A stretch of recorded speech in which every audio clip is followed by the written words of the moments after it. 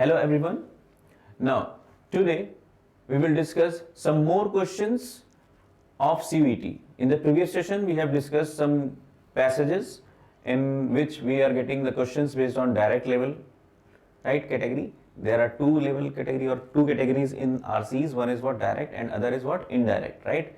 In CVT examination, what we are looking at, we are getting more of direct questions, but you have to be prepared for both the things. Now let's see the question.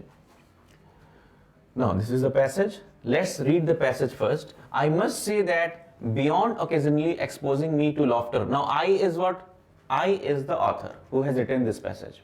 Now author is writing his own experiences, right? Now pay attention. I must say that beyond occasionally exposing me to laughter, my constitutional shyness has been of no great disadvantage to me. अब देखो यहाँ पर क्या करते हैं, कभी कभी क्या होता है कि when we see the sentences, right, we are not attentive while reading the passage, right? उसका फायदा उठाते हैं और उसमें हमारी मिस्टेक्स होती हैं. See this, उसने क्या बोला कि to my constitutional shyness, shyness means what? शर्माना, right? Has been of no great disadvantage. No great disadvantage means what? भाई no भी नेगेटिव हो गया और डिसएडवांटेज भी नेगेटिव हो गया. मीन्स वो बोलना क्या चाह रहा था? पॉजिटिव. तो कह रहा है कि मैं बहुत ही शाई नेचर का था, लेकिन मेरी शाइनेस ने, मेरे इस नेचर में मुझे कोई डिसएडवांटेज नहीं दिया, वो एडवांटेजियस बना मेरे लिए. मेरी शाइनेस मेरे लिए एडवांटेजियस बनी. अब कैसे बनी आगे देखते हैं. In fact I can see that on the contrary it has been all to my advantage. Now what, अब ये on the contrary क्यों कह रहा है? क्योंकि usually people say that don't be shy, you have to say your feelings, you have to express yourself clearly. But यहाँ पर author कह रहा है कि his shy nature has shown so many things, so many advantages on his life, right? Now my hesitancy in speech. Now what, when he is shy, obviously he will be what? Hesitant in speech, which was once an annoyance. Annoyance means what?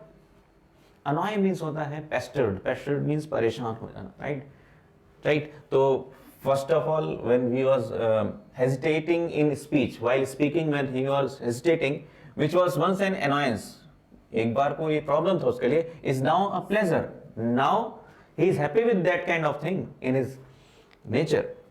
Its greatest pleasure has been that it has taught me the economy of words. अब जैसे इसने क्या किया, जब उसकी hesitancy होती थी, बोलने में हिचकिचाता था, तो उसको उसने एडवांटेजियस या उसको उसने पॉजिटिव में लिया. कैसे लिया? बाद में. शुरू में तो अनॉय हुआ, परेशान हुआ, बट उसको अब इस नेचर से अपने खुशी मिलती है. व्हाई? बिकॉज वो इसको ऐसे लेता है कि मैं अगर बोलूंगा ही कम तो क्या हो जाएगा, मुझे क्या कहा जाएगा? रेटिसेंट. रेटिसेंट मींस होता है reserve person, right? Reserve person जो कम बोलते हैं उनको अच्छा माना जाता है. तो उसने अपनी इस हेजिटेंसी को कन्वर्ट कर लिया किसमें? एक अच्छी हैबिट में. मतलब उसको एक पॉजिटिव लेने लगा कि इकोनॉमी ऑफ वर्ड्स, कम बोलो, सॉलिड बोलो, इस टाइप में, right? Now what, I have naturally formed the habit of restraining my thoughts. अब उसने नेचुरली फॉर्म कर लिया अपने थॉट्स को रिस्ट्रेन करना, रोक सकना, ठीक है. Now and I can now give myself the certificate that a thoughtless word hardly ever escapes of my tongue or pen. Means कह रहा है कि मैं अब इतना अपने आप को कंट्रोल कर लूंगा, या मैं अब इतना एबल हूं अपने आप को कंट्रोल करने में कि मैं बिना सोचे समझे थॉटलेस वर्ड मेरे मुंह से निकल ही नहीं सकता, ठीक है?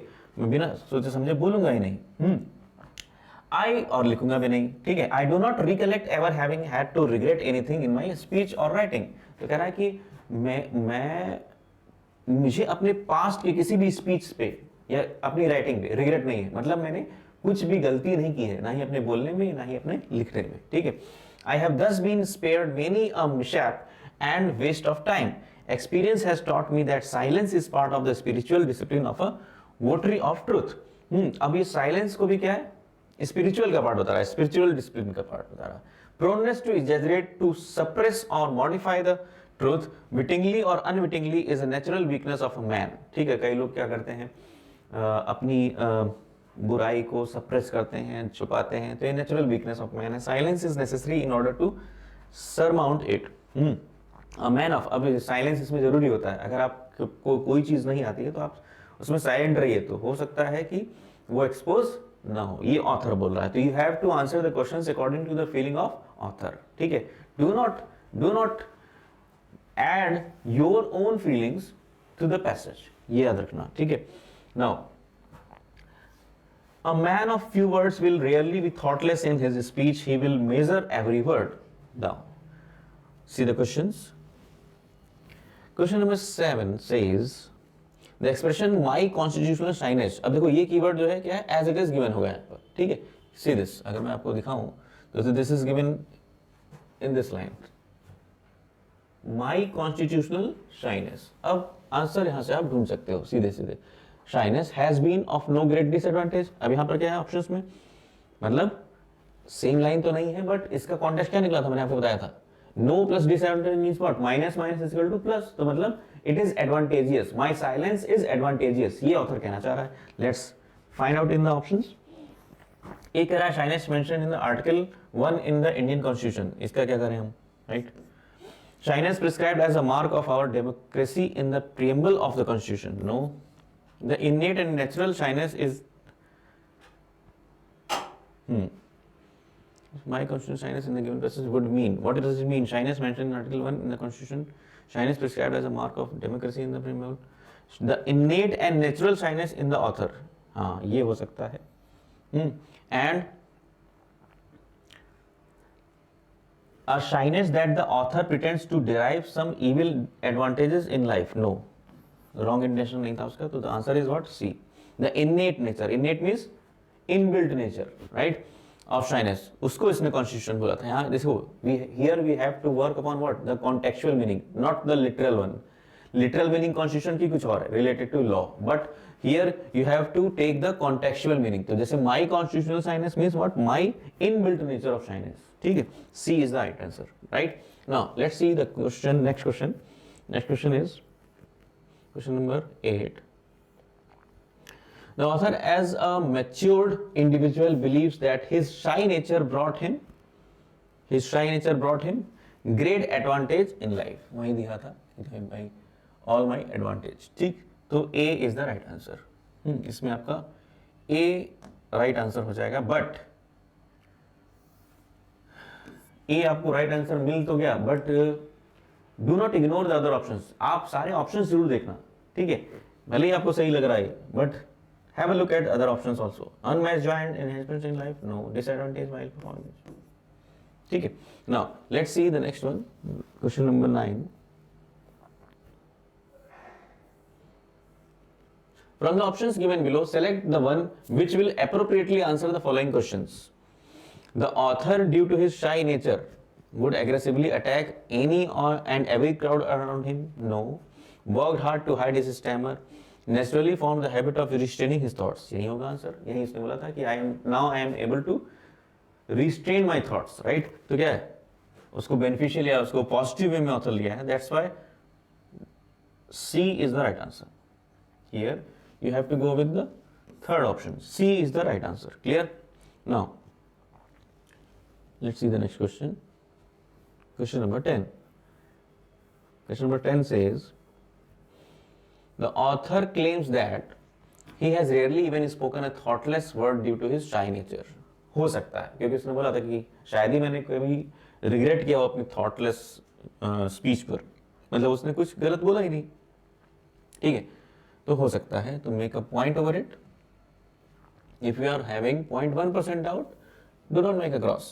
ठीक है, always make a point.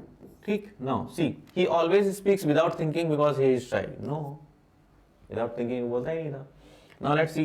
As a shy individual, he has become prone to nightmares. No, nightmares बोला ही नहीं, mentioned ही नहीं है, unknown, right?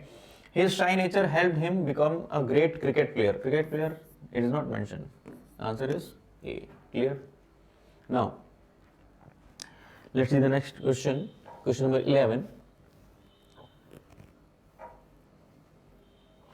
From the options given below, select the one which will answer the following questions. Experience has taught the author that silence is better than laughter to stay fit. Silence is part of the spiritual discipline. This one is told by the author. देखो, let me show you. See this. Silence is part of spiritual discipline. ठीक है, तो this is the answer, this is the answer is B. Clear? Now in the next section we will discuss some more questions. Thank you so much.